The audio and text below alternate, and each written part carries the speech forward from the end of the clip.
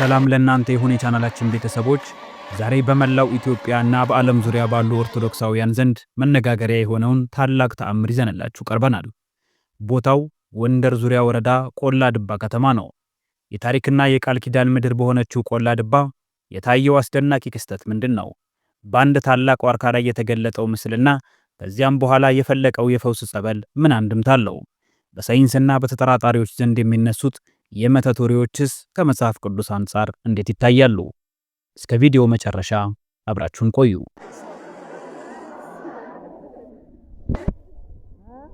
ክስተቱ የጀመረው ታኅሳስ 22 ቀን 2018 ዓ.ም ነው። በቆላ ድባ ከተማ አንብር ተብሎ በሚጠራው አካባቢ ለአስፋልት መንገድ ልማት ሲባል ሊቆረጥ የነበረው አንድ ግዙፍ የዋርካ ዛፍ ነበረ። ይሁን እንጂ ዛፉን ለመቆረጥ የተሰማሩ መሳሪያዎች በተደጋጋሚ ይሰበሩና ስራው ሊሳካ አልቻለም። ይሄ በሆነ በጥቂት ሰዓታት ውስጥ በዛፉ ግንድ ላይ የቅድስት ኪዳነ ምሕረት ድንቅ ምስል በግልጽ ተገለጠ። አሁን ላይ ደግሞ በዛው ስፍራ ድንቅ የሆነ የፈውስ ጸበል መፍለቁና ሰዎች እየተጠመቁ መፈወሳቸው በስፋት እየተዘገበ ይገኛል። ብዙዎች ተአምራት ድሮ ብቻ ናቸው፣ አሁን የሉም በማለት ይጠራጠራሉ። ሌሎች ደግሞ ይሄ የመተት ወይም የአጉል መንፈስ ሥራ ነው ይላሉ። ነገር ግን መጽሐፍ ቅዱስ ምን ይላል? ጌታችን ኢየሱስ ክርስቶስ ተአምር ሲያደርግ በዘመኑ የነበሩ ፈሪሳውያን በአጋንንት አለቃ ያደርገዋል ብለውት ነበር። ሆኖም እውነተኛ ተአምር በፍሬው ይታወቃል። በቆላ ድባ የሚታየው ክስተት ሰዎችን ወደ ጭንቀት ሳይሆን ወደ ጸሎትና ንስሐ እየጠራ ነው። እኔ እግዚአብሔር አልለወጥም እንዳለ ተአምራት በድሮ ዘመን ብቻ የቀሩ አይደሉም። ዛሬም እግዚአብሔር ለምዕመናን እምነት ማጽኛ፣ ለታመሙት ፈውስና ለተጠራጣሪዎች ምልክት ይገልጣል። አጋንንት የታመመ አይፈውስም፣ ሰላም አይሰጥም፣ ሰውንም ወደ እግዚአብሔር ቤት አይጠራም። በቆላ ድባ እየሆነ ያለው ግን ተቃራኒው ነው። ቤተ ክርስቲያን እንደዚህ አይነት ተአምራት ሲከሰቱ በሊቃውንት መርምራና አረጋግጣ የእግዚአብሔር ሥራ መሆኑን ለምዕመናን ታበስራለች። አሁንም ቅዱስ ሲኖዶስና የሀገረ ስብከቱ አባቶች ክስተቱን በጥንቃቄ እየተከታተሉ ነው።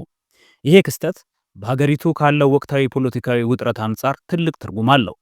ብዙዎች ይህንን መገለጥ እግዚአብሔር ለኢትዮጵያ ሰላምን ሊሰጥ፣ ምሕረቱን ሊያወርድ፣ ቃል ኪዳኑን አደሰ በሚል በታላቅ ተስፋ እየተመለከቱት ነው። በኦርቶዶክስ አስተምሮ ተአምራት የቀደመ ታሪክ ብቻ አይደሉም። ይልቁንም ዛሬም የሚቀጥሉና የእግዚአብሔር እውነት መገለጫዎች ተደርገው ይታመናሉ። መጽሐፍ ቅዱሳዊው እግዚአብሔር ትናንትም ዛሬም ለዘላለምም ያው ነው የሚለው ቃል የቤተ ክርስቲያኗ ጽኑ መሠረት ነው። ስለዚህ እንዲህ ያሉ ክስተቶች ሲፈጠሩ እግዚአብሔር ሕዝቡን በቸርነቱ እየጎበኘ ነው ተብሎ ይታመናል። ቤተ ክርስቲያኗ ለቅድስት ድንግል ማርያም ያላትን ከፍተኛ ክብር መሠረት በማድረግ በተለያዩ ቦታዎች የምስሏ መገለጥ ወይም ለክብሯ የሚቆሙ አድባራት ላይ የሚታዩ ተአምራት እንደ ልዩ በረከት ይታያሉ። ይህም አማኞች በእርሷ አማላጅነት ያላቸውን እምነት እንዲያጸኑ የሚያደርግ መንፈሳዊ ምልክት ተደርጎ ይወሰዳል። አስተምሮው እንደሚለው ተአምራት የሚደረጉት በሁለት ምክንያቶች ነው። አንድ፣ ለአማኞች እምነታቸው ይበልጥ እንዲጠነክርና በመከራ ውስጥ ሆነው ተስፋ እንዳይቆርጡ ለማጽናናት። ሌላው ለማያምኑት የእግዚአብሔርን ኃይል አይተው ወደ ንስሐና ወደ እምነት እንዲመጡ መንገድ ለመክፈት ይጠቅማል። ምንም እንኳን ቤተ ክርስቲያኗ ተአምራትን ብታምንም ማንኛውም ተአምር ተደረገ የሚል ወሬ ሁሉ ወዲያውኑ ተቀባይነት አያገኝም። መናፍስትን ሁሉ አትመኑ የሚለውን መመሪያ በመመልከት ሊቃውንትና የቤተ ክርስቲያን መሪዎች ክስተቱ ከቤተ ክርስቲያን ቀኖናና ዶግማ ጋር የማይጋጭ መሆኑን ያጣራሉ። የተገለጠው ምስል ወይም የታየው ተአምር ሰላምን፣ ፍቅርንና መንፈሳዊ ፍሬን የሚያፈራ መሆኑ ይገመገማል። በቆላ ድባ የታየው አይነት ክስተት ለረጅም ጊዜ የሚቆይና ፍሬው የታወቀ ሲሆን ቤተ ክርስቲያኗ ቦታውን እንደ ቅዱስ ስፍራ በይፋ ትቀበላለች። በአሁኑ ዘመን በሀገራችን ካለው ችግርና መከራ አንጻር እንዲህ ያሉ ክስተቶች ለምዕመናን እግዚአብሔር አልተለየንም የሚል ትልቅ የሥነ ልቦናና የመንፈስ ጥንካሬ ይሰጣሉ። ሰዎች ከጭንቀት ወጥተው ወደ ጸሎት እንዲመለሱ የማድረግ ኃይል አላቸው። ቆላ ድባ የደንቢያ ወረዳ ዋና ከተማ እንደመሆኗ መጠን ለሰሜን ጎንደር ትልቅ የንግድ መገኛ ናት።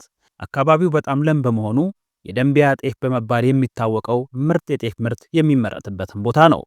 በየሳምንቱ የሚካሄደው የቆላ ድባ ገበያ በአካባቢው ካሉ ትላልቅ የገበያ ቦታዎች አንዱ ሲሆን ከጎንደርና ከባህር ዳር የሚመጡ ነጋዴዎች ይሳተፉበታል። ከተማዋ ከጣና ሐይቅ በስተሰሜን በኩል የምትገኝ ሲሆን ለሐይቁ በጣም ቅርብ ነው። ይህም ለአሳ አስጋሪዎችና ለመስኖ ግብርና ምቹ ያደርጋታል። ስሟ ቆላ የሚል ቃል ቢኖረውም አየር ንብረቷ በአብዛኛው ወይና ደጋማና ለኑሮ በጣም ተስማሚ ነው። ቆላ ድባ ከጥንት ጀምሮ የንግድ መስመር ላይ የምትገኝ በመሆኗ በጎንደር ነገስታት ዘመን ትልቅ ግምት የሚሰጣት ቦታ ነበረች። በተለይ ከጎንደር ወደ ጎጃምና ወደ ሱዳን ለሚደረጉ የንግድ ጉዞዎች እንደ ማረፊያና መሸጋገሪያ ታገለግል ነበር። በአሁኑ ወቅት ከተማዋ የንጹህ መጠጥ ውሃ፣ የኤሌክትሪክ ኃይልና የትምህርት ተቋማት እስከ መሰናዶ ያሏት ሲሆን ከጎንደር ወደ አዘዞ በሚወስደው ዋና አስፋልት መንገድ በኩል ትገኛለች።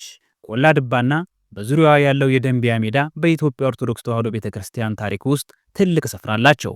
በተለይም ከተማዋ ለጣና ሐይቅ ዳርቻ ቅርብ በመሆኗ አካባቢው የብዙ ጥንታዊ አድባራትና ገዳማት መገኛ ናት። እንደዚሁም የመነኮሳትና የቅዱሳን ታሪክ ባለቤት ነች። የደንቢያ ምድር ቆላ ድባን ጨምሮ በ14ኛውና በ15ኛው ክፍለ ዘመን በነበሩት ሰባቱ ከዋክብት ተብለው በሚጠሩ ቅዱሳን አባቶች እንቅስቃሴ የታወቀች ነበረች። አካባቢው ለብዙ ዘመናት የቤተ ክርስቲያን ትምህርት ወይንም ቅኔና ድጓ የሚሰጥባት የሊቃውንት መፍለቂያ ሆና ቆይታለች። የጎንደር ነገስታት በቆላ ድባና በዙሪያዋ ባሉ አካባቢዎች ብዙ አድባራትን አንጸዋል። ንጉሶቹ ወደ ጣና ሐይቅ ገዳማት ሲጓዙ ቆላ ድባ ዋነኛ የማረፊያና የጸሎት ቦታቸው ነበረች። ይህ ሁኔታ አካባቢው የሃይማኖትና የባህል ማዕከል እንዲሆን አድርጓታል። በአጠቃላይ በቆላ ድባ የታየው የቅድስት ኪዳነ ምሕረት መገለጥ በምዕመናን ዘንድ ታላቅ ደስታንና መንፈሳዊ መነቃቃትን ፈጥሯል።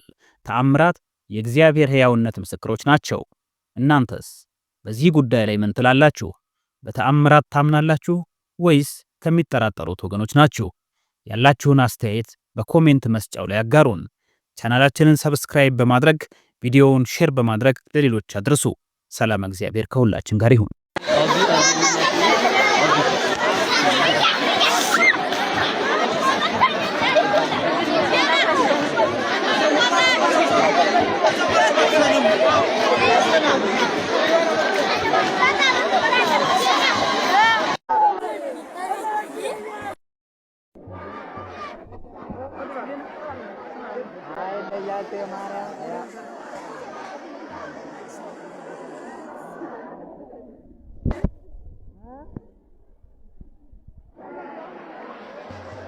የተባረከን አለ ቡልቶን አለ አማቴ አለ ተወከለ